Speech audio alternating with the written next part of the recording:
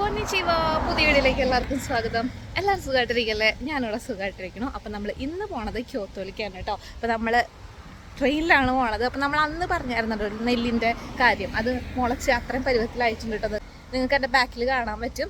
അപ്പോൾ നമ്മുടെ ഇവിടെ നിന്ന് ഞാൻ മുന്നത്തെ വീഡിയോസിലൊക്കെ പറഞ്ഞ പോലെ തന്നെ 1 കിലോമീറ്ററിൻ്റെ റെയിൽവേ സ്റ്റേഷനിലേക്ക്. അപ്പോൾ നമ്മൾ അവിടെ നിന്ന് ട്രെയിൻ കയറിയിട്ടാണ് നമ്മൾ ക്യോത്തോയിലേക്ക് പോണത്.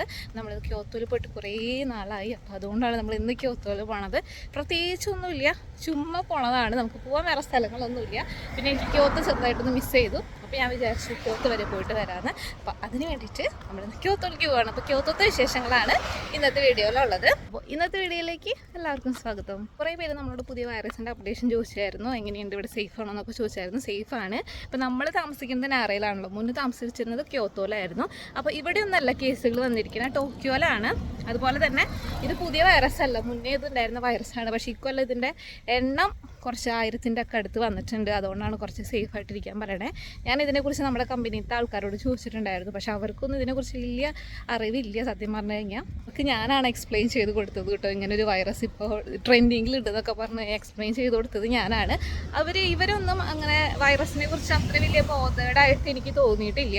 അപ്പോൾ ഞാനിങ്ങനെ പറഞ്ഞപ്പോൾ ആണോ ഉണ്ടോ അങ്ങനെയാണ് എന്നോട് ചോദിച്ചത്. നമ്മുടെ ന്യൂസിലും ഇൻസ്റ്റയിലും ഒക്കെ ഭയങ്കര സ്പ്രെഡായിട്ട് ഈ കാര്യങ്ങൾ പോകുന്നുണ്ട്. പക്ഷേ നിങ്ങൾ അതിൽ കാണുന്നതിൻ്റെ അത്രയും വലിയ സീൻ ഇവിടെ ഇല്ല. എനിക്കറിയില്ല, എൻ്റെ അറിവിലില്ല. അപ്പോൾ കുറേ പേര് നമ്മളോട് ചോദിക്കുന്നുണ്ട് സേഫാണോ എന്നൊക്കെ. സേഫാണ്. അപ്പോൾ അതാണ് അതിനെക്കുറിച്ചുള്ള അപ്ഡേറ്റ് കേട്ടോ. അപ്പം ഞാൻ നേരത്തെ പറഞ്ഞല്ലോ പാടങ്ങളിൽ നെല്ലൊക്കെ മുളച്ചെന്ന്. അപ്പോൾ അതാണ് കേട്ടോ നിങ്ങൾ കണ്ടുകൊണ്ടിരിക്കണേ. നാരയിൽ എങ്ങനെയാണെന്ന് വെച്ച് കഴിഞ്ഞാൽ കുറേ പേര് കൃഷി ചെയ്ത് ജീവിക്കുന്നവരാണ്. നമ്മുടെ നെല്ല്, പിന്നെ കുറേ വെജിറ്റബിൾസ്, ഒണിയൻ, അങ്ങനത്തെ കാര്യങ്ങളൊക്കെ കൃഷി ചെയ്ത് ജീവിക്കുന്നവരാണ് നാരയിലുള്ളവർ. ക്യോത്തോയിലെ ആൾക്കാരെ പോലെയല്ല കേട്ടോ. ഭയങ്കരമായിട്ട് അധ്വാനിക്കുന്ന ആൾക്കാരാണ് നമ്മുടെ നാറിലുള്ള ആൾക്കാർ.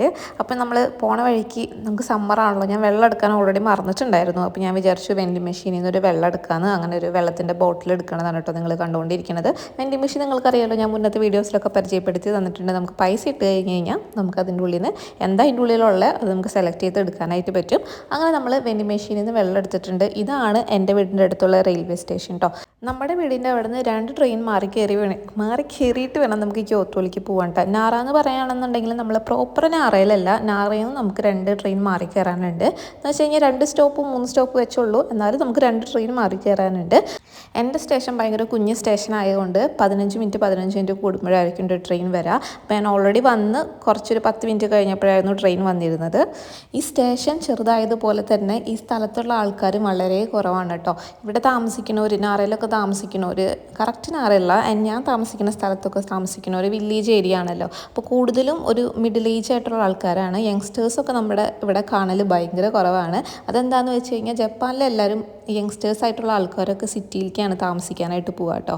അപ്പോൾ നമ്മുടെ ഇവിടെയൊക്കെ ചെറുപ്പക്കാരുടെ എണ്ണം വളരെ കുറവാണ്. ടോക്കിയോ, ഓസക്ക അതുപോലത്തുള്ള സ്ഥലങ്ങളിലായിരിക്കും കൂടുതൽ ആൾക്കാർ, ചെറുപ്പക്കാരായിട്ടുള്ള ആൾക്കാരുകൾ താമസിക്കാനായിട്ട് പ്രിഫർ ചെയ്യുക. അപ്പോൾ നിങ്ങൾക്ക് ഈ ട്രെയിനിലായാലും അധികം ചെറുപ്പക്കാരെ കാണാനായിട്ട് പറ്റില്ല. ഒരുവിധം വയസ്സായവരും മിഡിൽ ഏജ് ആയിട്ടുള്ള ആൾക്കാരായിരിക്കും നിങ്ങൾക്ക് കാണാനായിട്ട് പറ്റുക. അപ്പോൾ നമ്മൾ ട്രെയിൻ വന്നു, കഥ പറഞ്ഞ് ട്രെയിൻ വന്ന് നമ്മൾ ട്രെയിനിൽ കയറിയിട്ടുണ്ട്. അപ്പോൾ നിങ്ങൾ ഈ കാണുന്നതൊക്കെ പാടങ്ങളാണ് കേട്ടോ. ഞാൻ പറഞ്ഞില്ല, നല്ല രസമാണ് കാരണം ട്രെയിനിൽ ഇങ്ങനെ പോകുമ്പോൾ കുറേ പാടങ്ങളുണ്ട്. ഇതൊക്കെ കാണുമ്പോൾ നമ്മുടെ നാട് നമുക്ക് മിസ് ചെയ്യില്ല കേട്ടോ. ക്യോത്തോയിലൊക്കെ ആയിരിക്കും നമുക്ക് നാട് മിസ് ചെയ്യായിരുന്നു, കാരണം നമുക്ക് ഇങ്ങനത്തെ സീനറി കാര്യങ്ങളൊന്നും ഉണ്ടായിരുന്നില്ല.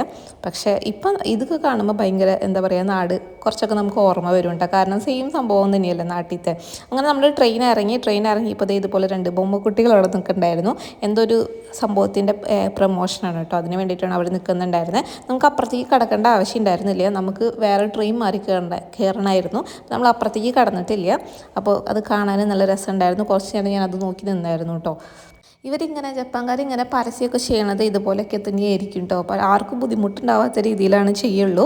അപ്പോൾ നിങ്ങൾക്ക് അവിടെ കാണാനായിട്ട് പറ്റും. 2 പേര് അവിടെ നിൽക്കുന്നുണ്ട് യൂണിഫോം ഇട്ടിട്ട്. അവർ എന്താ പറയുക, ആർക്കും തടസ്സാവാണ്ടിരിക്കാൻ വേണ്ടിയിട്ട് എല്ലാവരോടും പോകുന്നൊക്കെ പറയുന്നുണ്ട്. നിങ്ങൾക്ക് നോക്കിയാൽ കാണാനായിട്ട് പറ്റും. അപ്പോൾ നമുക്ക് അടുത്ത ട്രെയിൻ, കണക്ഷൻ ട്രെയിൻ മാറി കയറണം. അപ്പോൾ ഇത് നമ്മുടെ നാറയിലേക്കുള്ള ട്രെയിനാണ് കേട്ടോ. അപ്പോൾ നമ്മൾ നാറ എത്തി. ഇനി നാറയിൽ നിന്നാണ് നമ്മൾ ക്യോത്തോയിലേക്ക് പോണത്. നാറയിൽ നിന്ന് ക്യോത്തോയിലേക്ക് ഒരു 1 അവറിൻ്റെ ദൂരമാണ് ഉള്ളത് കേട്ടോ. അപ്പോൾ ഈ നാറയിലായാലും ഈ സമയത്തും ആൾക്കാർ കുറവാണ്. ഞാൻ ഓൾറെഡി ശനിയാഴ്ചയായിരുന്നു വന്നിരുന്നത്. അങ്ങനെ നമ്മൾ ട്രെയിനൊക്കെ കയറിയിട്ടതേ നമ്മുടെ ക്യോത്തോ എത്തിയിട്ടുണ്ട്. ക്യോത്തോ കണ്ടാൽ നിങ്ങൾക്ക് മനസ്സിലാവും കുറേ ആൾക്കാരുണ്ട്. നാര സ്റ്റേഷനെ പോലെയല്ല, ഇഷ്ടം പോലെ ആൾക്കാരുണ്ട്. ഇപ്പോൾ ഞാനിവിടേക്ക് ജോലിക്ക് നമ്മൾ നാരയിൽ പോയിട്ട് പിന്നെ നമ്മൾ ക്യോത്തോയിലേക്ക് വരുമ്പോൾ കുറേ ആൾക്കാരുള്ള പോലെ തോന്നിയായിരുന്നു കേട്ടോ. പണ്ടത്തെ ക്യോത്തോ അല്ല ഈ ക്യോത്തോ, അങ്ങനെ എനിക്ക് തോന്നിയായിരുന്നു. കാരണം കുറേ ഫോറിനേഴ്സും കുറേ നമ്മുടെ പോലത്തെ ആൾക്കാരൊക്കെ നമ്മൾ കണ്ടായിരുന്നു. നമ്മൾ ആദ്യം പോണത് ക്യോത്തോ അവന്തിക്കാണ്. നമ്മൾ ക്യോത്തോയിൽ ഇരിക്കുമ്പോൾ ഇഷ്ടം പോലെ വന്നിരിക്കുന്ന ഒരു മാളാണ് കേട്ടോ ക്യോത്തോ അവന്തി മാള്. ഇതിൻ്റെ ഉള്ളിൽ ദൈസോ ഉണ്ട്, അതുപോലെ തന്നെ കുറേ ഡ്രസ്സിൻ്റെ ഷോപ്പുകളുണ്ട്. അങ്ങനത്തെ കുറേ ഒരുവിധം എല്ലാ സംഭവങ്ങളും ഇതിൻ്റെ ഉള്ളിലുണ്ട് കേട്ടോ. അപ്പോൾ ദൈസോ ഒക്കെ ആണെന്നുണ്ടെങ്കിൽ ഞാൻ ഇതിൻ്റെ ഉള്ളിലേക്കാണ് വരാറ്. അപ്പോൾ നിങ്ങൾക്ക് കണ്ടാൽ മനസ്സിലാവും ഭയങ്കര തിരക്കുണ്ട്. നാറയും ക്യോത്തോയും തമ്മിൽ നോക്കുമ്പോൾ ഭയങ്കര ഡിഫറൻസ് ആണ് തിരക്കും. അതുപോലെ നാറയിലാണെങ്കിൽ ഒറ്റ ഈച്ചക്കുഞ്ഞുണ്ടാവില്ല, ക്യോത്തോയിലാണെങ്കിൽ നിറയെ ആൾക്കാരാണ്. നമ്മൾ ക്യോത്തോ അവന്തി മാളിൻ്റെ ഉള്ളിൽ കയറിയിട്ടുണ്ട്. അപ്പോൾ നമുക്ക് പ്രത്യേകിച്ച് ഇവിടെ നിന്നൊന്നും വാങ്ങാനില്ല. അപ്പോൾ ഈ കടയിലാണ് എപ്പോഴും സെയിൽസ് ഉണ്ടാവുക കേട്ടോ. കുറേ നല്ല നല്ല ഡിസ്കൗണ്ടിൽ സാധനങ്ങളൊക്കെ ഉണ്ടാവും. അപ്പോൾ ഞാനത് ചുമ്മാ ഡ്രസ്സ് വാങ്ങണം എന്നുള്ള രീതിയിലല്ല നമ്മളിവിടെ കയറിയത്, ചുമ്മാ കയറിയതാണ്. അപ്പോൾ എന്തായാലും നോക്കാമെന്ന് വിചാരിച്ച് ചുമ്മാ ട്രൈ ചെയ്ത് നോക്കണതിന് പൈസയൊന്നും കൊടുക്കണ്ടല്ലോ. അങ്ങനെ നമ്മൾ ഇത് ട്രൈ ചെയ്യാൻ വേണ്ടിയിട്ട് കുറച്ച് ഡ്രസ്സ് എടുത്തായിരുന്നു. ഈ ഒരു ഫ്രോക്കിൻ്റെ കളർ എനിക്ക് ഇഷ്ടപ്പെട്ടായിരുന്നു കേട്ടോ. അപ്പോൾ അത് ട്രൈ ചെയ്യാൻ വേണ്ടിയിട്ട് അത് എടുത്തായിരുന്നു. അതുപോലെ തന്നെ ഇത് പെയർ ചെയ്യാൻ വേണ്ടിയിട്ട് നമുക്ക് 2 ടീഷർട്ട് വേണമായിരുന്നു. അപ്പോൾ ഈ സെയിലിൻ്റെ സംഭവത്തിൽ തന്നെ ടീഷർട്ടും എടുക്കുന്നുണ്ടായിരുന്നു. അപ്പോൾ ഞാൻ അതിൽ നിന്നൊരു 2 ടീഷർട്ട് എടുത്തായിരുന്നു. നമ്മളിവിടെ ഷോപ്പിംഗ് ചെയ്യലൊക്കെ ഭയങ്കര കുറവാണ് കേട്ടോ. എനിക്ക് ഷോപ്പിംഗ് ചെയ്യാൻ എനിക്ക് വലിയ ഐഡിയ ഇല്ല. കാരണം ഞാൻ എടുക്കുന്ന ഡ്രസ്സൊന്നും എനിക്ക് ഇഷ്ടപ്പെടാറില്ല. എനിക്കെപ്പോഴും വേറെ ആരെങ്കിലും ആയിരിക്കും ഡ്രസ്സ് സെലക്ട് ചെയ്ത് തരാം കേട്ടോ. നാട്ടിലായിരിക്കും നമുക്ക് ഡ്രസ്സ് സെലക്ട് ചെയ്ത് തരാൻ കുറേ ഫ്രണ്ട്സും കാര്യങ്ങളൊക്കെ ഉണ്ടായിരുന്നു. പക്ഷേ ഇവിടെ വരുമ്പോൾ, ഇവിടെ വന്നതിന് ശേഷം ഡ്രസ്സ് സെലക്ട് ചെയ്യുക എന്ന് പറയുന്നത് ഭയങ്കര ടാസ്ക്കുള്ള പരിപാടിയാണ്. എനിക്ക് ഷോപ്പിംഗ് എന്ന് പറഞ്ഞു കഴിഞ്ഞാൽ അത്രയും ഇൻട്രസ്റ്റ് ഉള്ള കാര്യമല്ല. എനിക്ക് ഭയങ്കരമായിട്ട് സമയം പോവും. നോക്കിയെടുക്കാനൊക്കെ എനിക്ക് ഭയങ്കര ഭയങ്കര ടെൻഷനാണ്, എനിക്കിഷ്ടമല്ല. അപ്പോൾ സാധാരണ എൻ്റെ കൂടെ ആരെങ്കിലുമൊക്കെ വരുന്നുണ്ടെങ്കിൽ അവരായിരിക്കും എനിക്ക് സെലക്ട് ചെയ്ത് തരാം കേട്ടോ. അപ്പോൾ അവർ കുറേ നോക്കിയിട്ടായിരിക്കും എനിക്ക് സെലക്ട് ചെയ്ത് തരാം. നിങ്ങൾ ഈ കണ്ടുകൊണ്ടിരിക്കുന്നതാണ് ഇവിടുത്തെ ഡ്രസ്സിങ് റൂം കേട്ടോ. ഇത്രയും സിമ്പിളാണ്. നമ്മൾ കിടക്കുമ്പോൾ നമ്മുടെ ഷൂ അഴിച്ച് പുറത്ത് വയ്ക്കണം. അത് നമ്മളതിൻ്റെ ഉള്ളിലുണ്ടെന്ന് അറിയാൻ വേണ്ടിയിട്ടാണ്.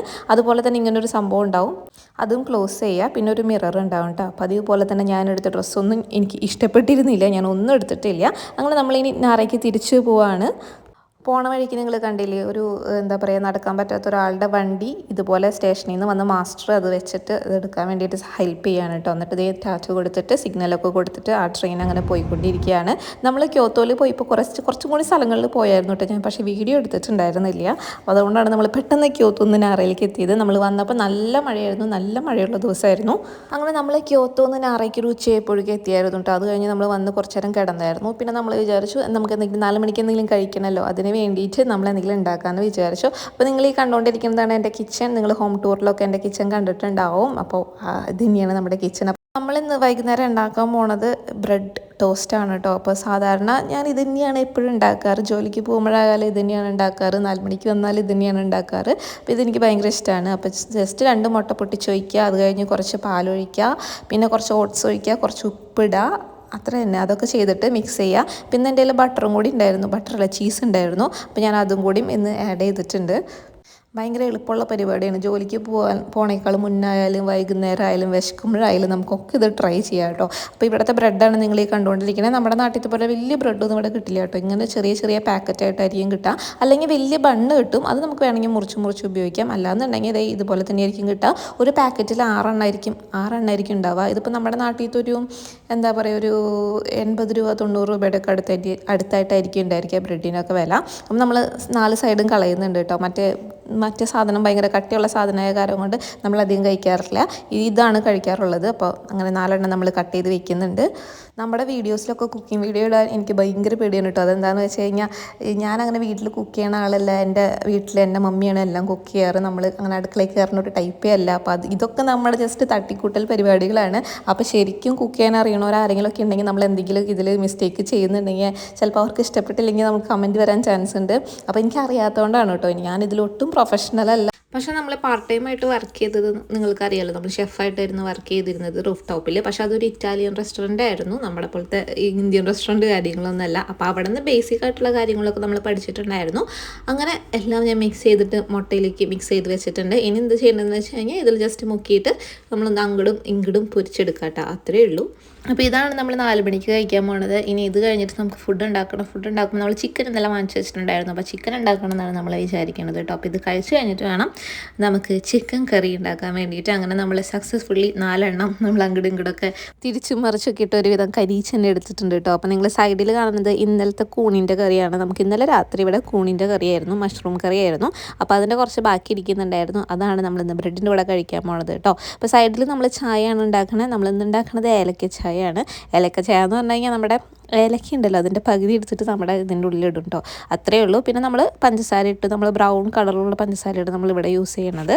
നമ്മുടെ വൈറ്റ് പഞ്ചസാരനേക്കാളും ബ്രൗൺ കളർ പഞ്ചസാരയ്ക്ക് നല്ല ടേസ്റ്റ് ഉണ്ട് കേട്ടോ. അപ്പോൾ നിങ്ങളിപ്പോൾ ഇട്ടത് കാണുന്നതാണ് നമ്മുടെ ഏലക്ക. അപ്പോൾ അതിട്ടിട്ട് കുറച്ച് നേരം ഞാൻ തിളപ്പിക്കും കേട്ടോ. അപ്പോൾ ആ ഏലക്കയുടെ ഫ്ലേവറൊക്കെ നമ്മുടെ ചായയിലേക്ക് വരും. അപ്പോൾ എനിക്ക് ഏലക്ക ഇട്ടിട്ടുള്ള ചായ ഭയങ്കര ഇഷ്ടമാണ്. അപ്പോൾ അത് ചെയ്തുകൊണ്ടിരിക്കുമ്പോഴാണ് നമ്മുടെ ചായപാത്രത്തിൻ്റെ പിടി ഉരിപ്പോകുന്നത് കേട്ടോ. അപ്പോൾ നമ്മൾ കുറച്ച് നാളായിട്ട് അതിൻ്റെ പിടി കുറച്ച് ലൂസായിരുന്നു. ഞാൻ പിന്നെയും ടൈറ്റ് ചെയ്യും, പിന്നെയും ലൂസാവും, അങ്ങനെയാണ് അത് പോയിക്കൊണ്ടിരുന്നത്. അപ്പോൾ ഇന്ന് ചായപാത്രത്തിൻ്റെ പിടി ലൂസായിട്ടുണ്ട്. അപ്പോൾ നമ്മുടെ ചായ തിളച്ച് ചായയും റെഡി ആയിട്ടുണ്ട്. അപ്പോൾ ഇത് കഴിഞ്ഞിട്ട് വേണം കേട്ടോ എനിക്ക് ആ പിടി ടൈറ്റ് ചെയ്ത് വയ്ക്കാൻ വേണ്ടിയിട്ട്. അപ്പോൾ ഇതാണ് നമ്മുടെ ഇന്നത്തെ 4 മണിക്കുള്ള ഫുഡ്. ചായ ഉണ്ട്, ബ്രെഡ് ഉണ്ട്, അതുപോലെ തന്നെ നമ്മുടെ ഇന്നലത്തെ കൂൺ കറി ഉണ്ട്. അപ്പോൾ നിങ്ങൾക്കറിയാമല്ലോ നമ്മുടെ റൂമിൽ ഇങ്ങനെ ചെടികളൊക്കെ ഉള്ള കാര്യം. അപ്പോൾ അതും ഞാൻ ദിവസവും നനയ്ക്കാറുണ്ട് കേട്ടോ. അപ്പോൾ നമ്മൾ പുതിയൊരു ചെടീനെ വാങ്ങിച്ചിട്ടുണ്ട്, ബോൺസായി പോലത്തെ ഒരു ചെടീനെ വാങ്ങിച്ചിട്ടുണ്ട്. ആക്ച്വലി 2 എണ്ണം വാങ്ങിച്ചിട്ടുണ്ട്. ഒരെണ്ണം ഇവിടെ ഇതാണ് ഒന്ന് ബോൺസായി പോലത്തെ ഒരു ചെടി. അതുപോലെ തന്നെ ഒരെണ്ണം കൂടി ഉണ്ട്, അത് നമ്മുടെ ഓഫീസിൽ വർക്ക് പ്ലേസിൽ വെച്ചിരിക്കുകയാണ് കേട്ടോ. ഞാൻ ഇരിക്കുന്ന സ്ഥലത്ത് വെച്ചിരിക്കുകയാണ്. അപ്പോൾ അതിന് ഞാൻ നനച്ചിട്ടുണ്ട്.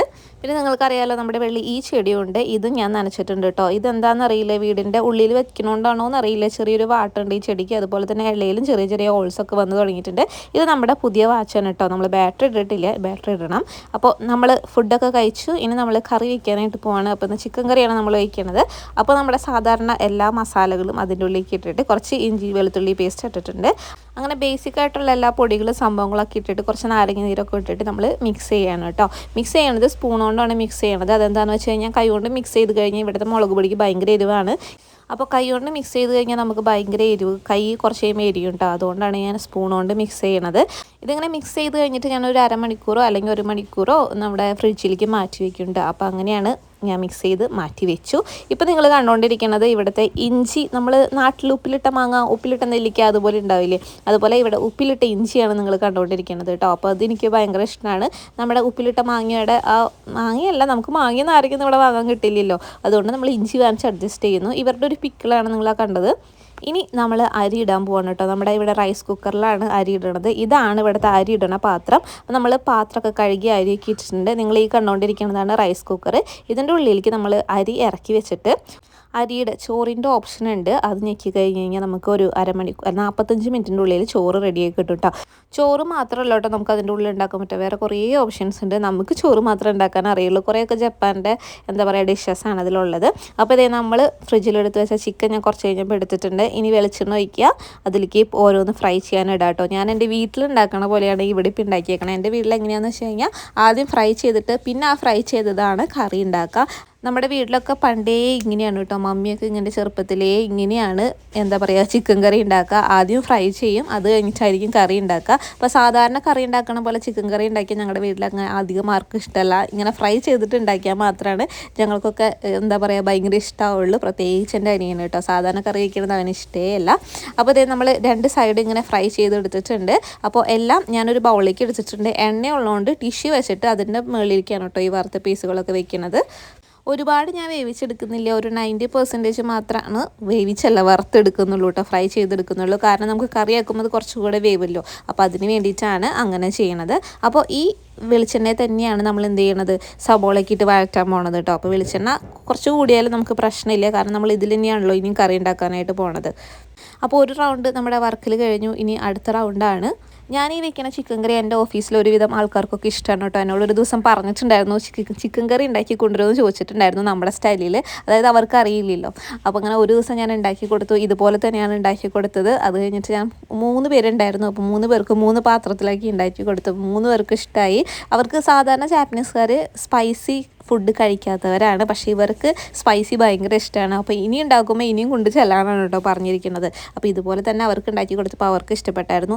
ഇവിടെ ഇന്ത്യൻ റെസ്റ്റോറൻറ്റുകൾ ഉണ്ടെങ്കിലും ഇന്ത്യൻ റെസ്റ്റോറൻറ്റിൽ കിട്ടുന്ന ഫുഡൊക്കെ നോർത്ത് ഇന്ത്യൻ ഫുഡാണ്. അപ്പോൾ നമ്മുടെ ഫുഡ് നോർത്ത് ഇന്ത്യൻ ഫുഡ് തമ്മിൽ നല്ല വ്യത്യാസം ഉണ്ടല്ലോ. അപ്പം നമ്മുടെ ഫുഡ് ഇവർ കഴിച്ചിട്ടില്ല. കാരണം സൗത്ത് ഇന്ത്യൻ റെസ്റ്റോറൻറ്റ് ഇവിടെ വളരെ കുറവാണ്, പ്രത്യേകിച്ച് നാറയിലും ക്യോത്തോയിലൊക്കെ ഭയങ്കര കുറവാണ്. അവർ കഴിച്ചിരിക്കുന്നതൊക്കെ നോർത്ത് ഇന്ത്യൻ ഫുഡാണ്. അപ്പോൾ അവർക്ക് കുറച്ചുകൂടെ ഇഷ്ടം നോർത്ത് ഇന്ത്യൻ ആയിട്ടുള്ള ചിക്കൻ കറിയോടാണ് കേട്ടോ ഇഷ്ടം. അപ്പോൾ ഞാൻ സംശയിച്ചിട്ടാണ് അവർക്ക് ഉണ്ടാക്കി കൊടുത്തത്. കാരണം അവർ നോർത്ത് ഇന്ത്യൻ ചിക്കൻ കറിയാണ് അവർക്ക് ഇഷ്ടം എന്നാണ് അവർ പറഞ്ഞിരുന്നത്. പിന്നെ ഞാൻ എന്താ ചെയ്യുക, വേറെ വഴി ഉണ്ടായിരുന്നില്ല. അവരെന്നോട് കുറേ ആയി ചോദിക്കണം. ഞാൻ മാക്സിമം ഒഴിഞ്ഞ് മാറാണ് ചെയ്തിട്ടുള്ളത്. പിന്നെ ലാസ്റ്റ് ഉണ്ടാക്കി കൊടുത്തു. പക്ഷെ അവർക്ക് ഭയങ്കര ഇഷ്ടപ്പെട്ടായിരുന്നു കേട്ടോ. അപ്പോൾ നമ്മൾ ഇനിയും ഈ കറി ഉണ്ടാക്കുമ്പോൾ അവിടേക്ക് കൊണ്ട് ചെല്ലണം. ഇടയ്ക്കിടയ്ക്ക് ഇങ്ങനെ കൊണ്ട് കൊടുക്കുന്നതൊക്കെ അവർക്ക് ഭയങ്കര ഇഷ്ടമായിട്ടുള്ള കാര്യമാണ് കേട്ടോ. അപ്പോൾ നമ്മുടെ ഒരുവിധം ഫ്രൈ ഒക്കെ കഴിഞ്ഞിട്ടുണ്ട്. ഇനി ഞാൻ പച്ചമുളകും നമ്മുടെ സാധാരണ വെളുത്തുള്ളി, സവോള ഇതൊക്കെ അരിഞ്ഞിട്ട് മാറ്റി വയ്ക്കുകയാണ്. ഇത് വേണം നമുക്കിനി വറുത്തെടുക്കാൻ വേണ്ടിയിട്ട്. അങ്ങനെ അരിഞ്ഞെടുത്ത സംഭവങ്ങളൊക്കെ നമ്മൾ വഴറ്റിയിട്ടുണ്ട് കേട്ടോ. അതിൻ്റെ ഉള്ളിലേക്ക് നമ്മൾ മുളക് പൊടി, മഞ്ഞൾപ്പൊടി, അങ്ങനെ നമ്മുടെ സാധാരണ എല്ലാ പൊടികളും ആഡ് ചെയ്തിട്ടുണ്ടായിരുന്നു. എന്നിട്ട് കുറച്ച് നേരം നമ്മൾ വഴറ്റി. അത് കഴിഞ്ഞിട്ട് നമ്മൾ കുറച്ച് ടൊമാറ്റോ സോസ് ഒഴിച്ചു. ഇനി അതിലേക്ക് കുറച്ച് വെള്ളം നമ്മൾ ഒഴിക്കും. അത് കഴിഞ്ഞിട്ട് അത് മിക്സ് ചെയ്തിട്ട് നമ്മൾ ഈ വറുത്ത് വെച്ചിരിക്കുന്ന എന്താ പറയുക ചിക്കൻ പീസസ് അതിൻ്റെ ഉള്ളിലേക്ക് ഇടുന്നുണ്ടായി. ഇങ്ങനെയാണ് ഒരു ചിക്കൻ കറി. ഇങ്ങനെയല്ല എൻ്റെ വീട്ടിലുണ്ടാക്കുക, എന്നാലും ഉള്ള സാധനങ്ങൾ വെച്ചിട്ട് ഞാനിന്ന് ഇങ്ങനെയാണ് ഉണ്ടാക്കിയത്. പിന്നെ ഉപ്പ് കുറച്ചിട്ടു. ഇതൊക്കെ കഴിഞ്ഞ് വന്നപ്പോൾ നമ്മുടെ ചിക്കൻ്റെ പീസസൊക്കെ ഇതിലേക്ക് ഇട്ടു കേട്ടോ. അത് കഴിഞ്ഞിട്ട് ഒരു 10-15 മിനിറ്റ് നമ്മൾ മൂടി വയ്ക്കുക. അപ്പോൾ ഇത്രയൊക്കെ ഉള്ളൂ ഇന്നത്തെ ചിക്കൻ കറി. അങ്ങനെ നമ്മുടെ ചിക്കൻ കറി വെന്ത് വന്നപ്പോഴേക്കും നമ്മുടെ ചോറും റെഡി ആയിട്ടുണ്ട് കേട്ടോ. അപ്പോൾ ഇന്നത്തെ വൈകുന്നേരത്തെ ഫുഡ് ചോറും ചിക്കൻ കറിയാണ്. അപ്പോൾ ഇതാണ് നമ്മുടെ ചിക്കൻ കറി. ഇനി കുറച്ചും കൂടി ഇതിൻ്റെ വെള്ളമൊക്കെ ഒന്ന് വറ്റാനുണ്ട്. അത് കഴിഞ്ഞാൽ നമ്മുടെ ചിക്കൻ കറി റെഡിയാവും. അങ്ങനെ നമ്മുടെ ചിക്കൻ കറിയും ചോറും അച്ചാറും, നമുക്ക് അച്ചാറുണ്ടായിരുന്നു കേട്ടോ. നമ്മുടെ ഈന്തപ്പഴത്തിൻ്റെ ഒരു അച്ചാറുണ്ടായിരുന്നു. പിന്നെ നമ്മുടെ ഇഞ്ചിയും ഒക്കെ റെഡി ആയിട്ടുണ്ട്. പുറത്ത് ഇപ്പോഴും മഴ പെയ്തുകൊണ്ടിരിക്കുകയാണ് കേട്ടോ. അപ്പോൾ ഇത്രയേ ഉള്ളൂ ഇന്നത്തെ വീഡിയോ. അടുത്ത വീഡിയോയിൽ കാണുന്നവരെ ബൈ ബൈ, ടേക്ക് കെയർ, ജമദ.